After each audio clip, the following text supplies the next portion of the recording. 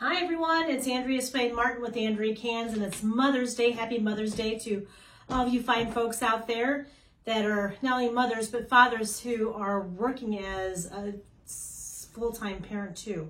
So I am here. I was gifted chives over this weekend, and it's from my friend over at the campground, our friend actually. Kim grew up with him, and we always barter back and forth about what he can give me and what I can give him.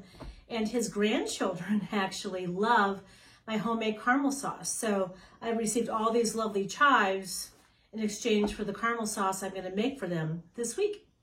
So anyway, I want to get these on the dehydrator right away. I have to go outside and do some yard work, and it's warming up here, and it's just a good day to do dehydrating.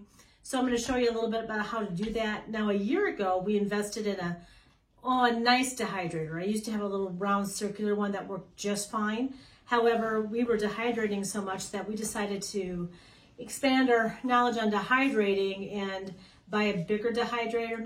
It's not a huge dehydrator, but it's good enough for us. We were, just two people here.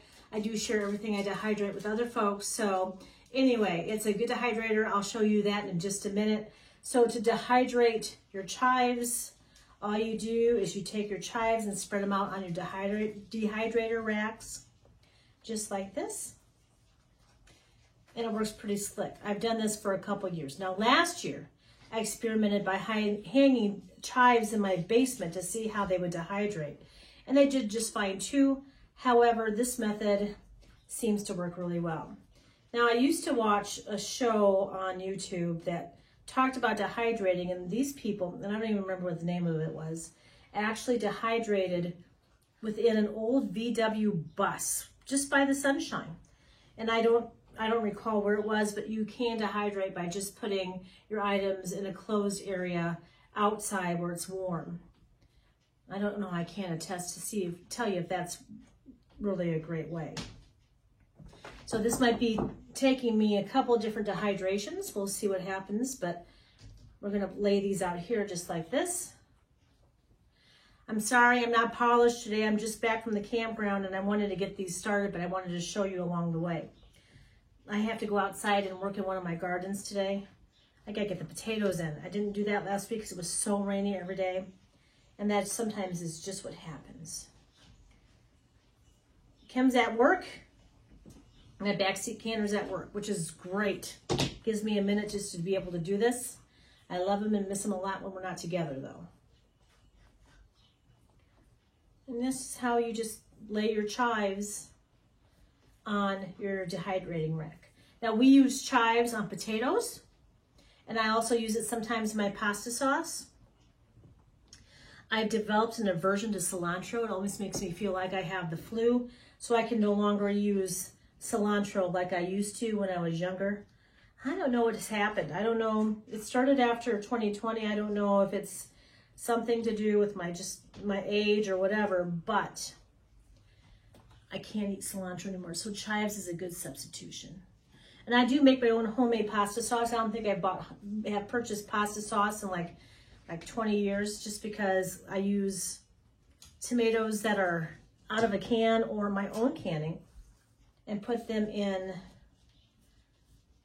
my sauce. What I do is I take my immersion blender and into a jar that I have my canned tomatoes in, and I immersion blend all my tomatoes that way. And then I just throw them in with my meat, whatever I'm using, pork or beef or whatever I can get my hands on at that moment. So it's as easy as this. I don't want to pack them too tight because otherwise things won't dry properly. This might be 2 dehydrators worth of chives, but we'll see what happens next. Then once the chives are done, and I'll show this to you later, I take the dehydrated chives and I like mince them or chop them up, and I put them in jars and I vacuum seal it. And they store for a really long time. This one, it's really moist. I don't know if it's going to get dehydrated properly. My dogs got loose at me at the campground today, so Margot went swimming in one of our lakes, and it was just great. I love that. That means later on today, she will be having a shower or a bath. Molly didn't go swimming today, though. At least I have one dog that didn't go swimming. And actually, Margot came from the East Coast, and she was always surrounded by the ocean. So when we picked her up, we got to see her swim with her fellow friends. And this is just how you do it. Just lay out your chives. I'm going to have enough for 2. And I'll turn on the dehydrator for, maybe 6 hours and see how it's doing. And sometimes it takes a little longer. I hate to run it overnight just because I'm not here or I won't be awake to observe to see what's happening next. I just want to make sure we're all safe. That's maybe a little thick. I don't know. And it sounds like it's 12. 12 noon. High noon. And these smell so good. I wish you guys could smell these guys. My friend is quite an avid gardener. Our friend, actually, me and Kim's friend. Kim went to school with him. And he puts away food, and his daughters told him that they would like him to tell me, since he's given me chives, to make caramel sauce for his grandbabies. And I said, hey, I'm happy to do that. So we'll do that this week. There we go. There's another one. Maybe we can put some more over here. It's a little thick. I don't know if that one's going to do so well. We'll see next. And so you just lay your chives out on your dehydrator. And it will dehydrate for you. And it'll smell so good in this house. Oh, holy moly. It's really a great smell.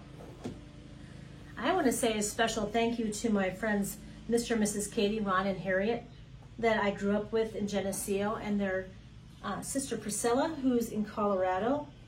I really love those folks, and they love my parents, and they're my parents' age, and so I have a hard time calling Ron and Harriet, but to me they were Mr. and Mrs. Katie because that's just how we were raised.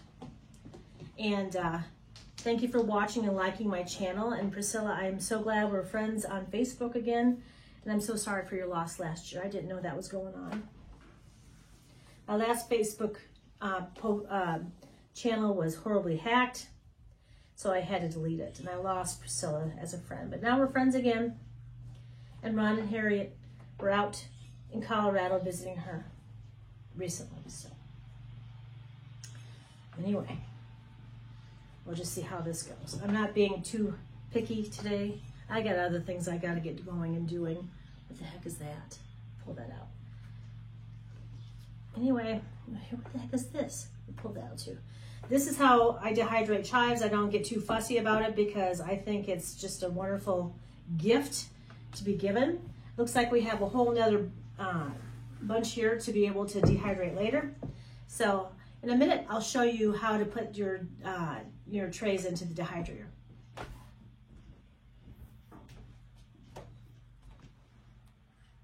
Hi everyone, this is Andrea Swain Barton with Andrea Cans, back at you again. So I have all of my chives in my dehydrator. I'm going to get it started here in just a second, and that's what it looks like. And those trays over there, they go on the front of the dehydrator to keep all the heat in. Like I said, it's not a huge dehydrator, but it does its job for us here at our home. So this is my dehydrator. I just got her running. I put down 7 hours rather than 6. I think these guys are a little damper than I thought. So we're going to see what they look like after 7 hours, and hopefully they'll be completely done, but if not, we'll give it a little more time.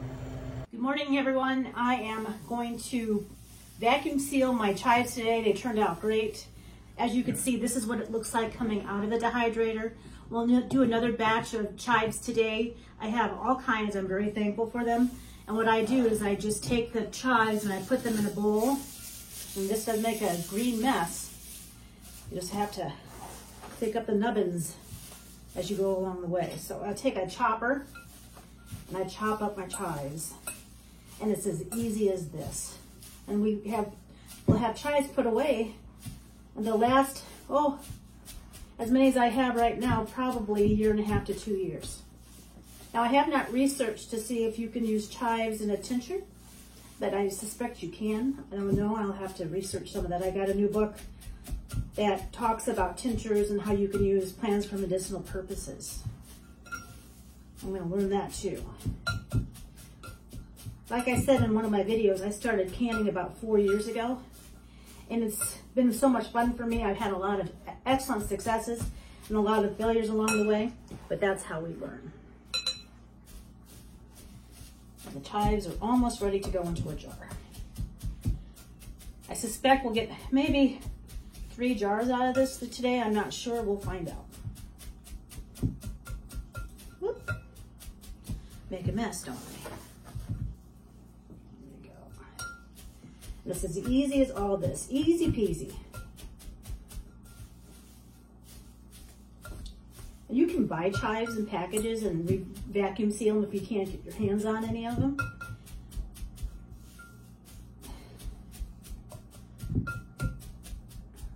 Just like that. Of course, I make a mess along the way. That's pretty good. You take your jars. And you just take your cup and your funnel. Where did I put my funnels? Up there they are. On top of your jar. Take your chives. Stick them in there.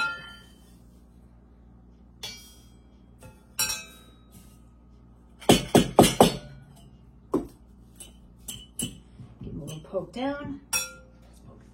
Like this.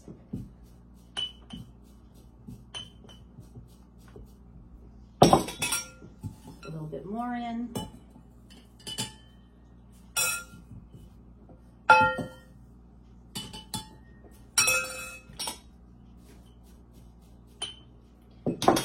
Take your vacuum sealer, your lid and your ring, put it on top. I charged my vacuum sealer this morning so we'd be ready to go. This is my little handy, brand new handheld vacuum sealer. I just love it. I don't always have to haul out the big guy, the big guns, the big food saver to vacuum seal.